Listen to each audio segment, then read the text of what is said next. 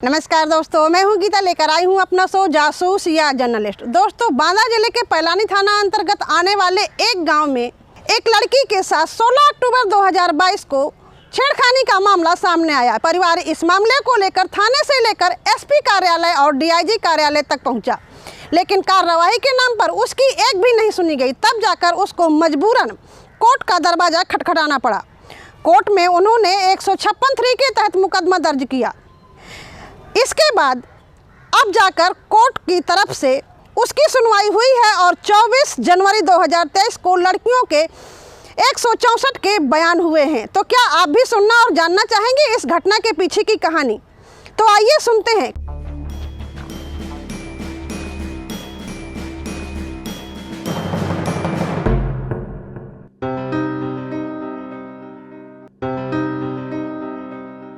मेरी जासूसी में निकल कर आया कि घटना के बाद 10 दिन तक परिवार थाने दौड़ा। दिन भर थाने में बैठा रहा।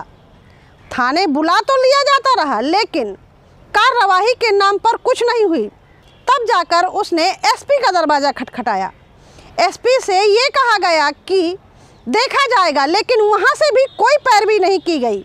इसके बाद उसने मजबूरी में डीआईजी का दरवाज़ा खटखटाया। डीआईजी ने उसे कोर्ट की सलाह दी और जब उसने कोर्ट में मुकदमा दर्ज कर दिया तो 23 जनवरी 2023 को कोर्ट के आदेश से आरोपियों के घर में छापा डाला गया, लेकिन आरोपियों को इस बात की भनक पहले से ही लग गई और वह घर छोड़कर भाग खड़े हुए। 16/10/2022 की कहानी है। हाँ। तो हमारी लड़कियां दोनों आ रही थी अपने खेत से चरी काट के, जानवरों के। हाँ। तो हमारी छोटी लड़की आगे चल रही थी। हाँ। और बड़ी लड़की पीछे चल रही थी। हाँ। करीब 400 मीटर पीछे। हाँ। तो रास्ते में पेड़ पौधे बहुत है, बिलैता के झांका नाकर बहुत थे। हाँ। तो बड़ी लड़की हमारी पीछे थी। हाँ। तो ये 3 व्यक्ति गांव के हैं। एक व्यक्ति कोई बाहरी है, उसको पहचान नहीं पाए हम लोग। हाँ। 2 व्यक्तियों को पहचान लिए हैं उन्हीं लड़कियों ने हमारी। तो हम आए थाना। तो हमें करीब 10 रोज बुला लें, बैठा रखें, तब मतलब कोई सुनवाई नहीं थी। 3 लोग कौन कौन थे जो आए थे? वो विनोद नाम है उसका, उसके बाप का नाम चुन्नू पाल है। अच्छा। दूसरा है भारत उर्फ योगेंद्र, पिता का नाम बलराम पाल। अच्छा। तीसरा अज्ञात व्यक्ति, ये मुंह में कपड़े बांधे था। अच्छा। हाँ, तो ये कपड़े हमारी लड़की को रोड से, बड़ी छोटी वाली लड़की को रोड से उसके सर से बोझ गिरा के और रोड से नीचे खींच ले गए और जमीन में पटक दिया। उसके बाद हमारी बड़ी वाली लड़की में आ गई, शोर सुना तो अपना बोझ चला के जो दौड़ में पहुंची तो ये मतलब हरकत कर रहे थे। तो ये हमारी बड़ी वाली लड़की ईंट पत्थर से मतलब हमला किया। तो मतलब बचाव हो गया और वो छोड़ के मतलब तमंचा लिए था भारत पाल। अच्छा। हाँ, एक तमंचा लिए था, तो वो तमंचा दिखाया और बोला कि किसी से अगर कहोगी तो मैं तुम्हारे पूरे परिवार को मार दूंगा। हाँ, इतना सुन के जब घर आई लड़कियां मेरी तो मुझसे बताया।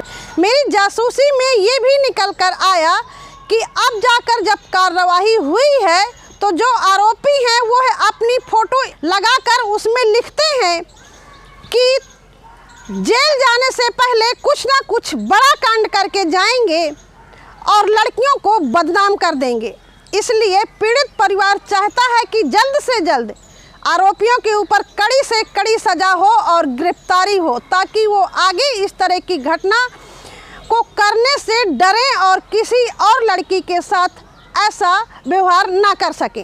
पुलिस द्वारा 21 जनवरी 2023 को लड़की का डॉक्टरी परीक्षण भी करवाया गया है और ये तब संभव हुआ जब मामला कोर्ट में गया और कोर्ट से आदेश आया। अब मतलब कल से मेरी पुलिस जो है मतलब खूब सहायता कर रही है।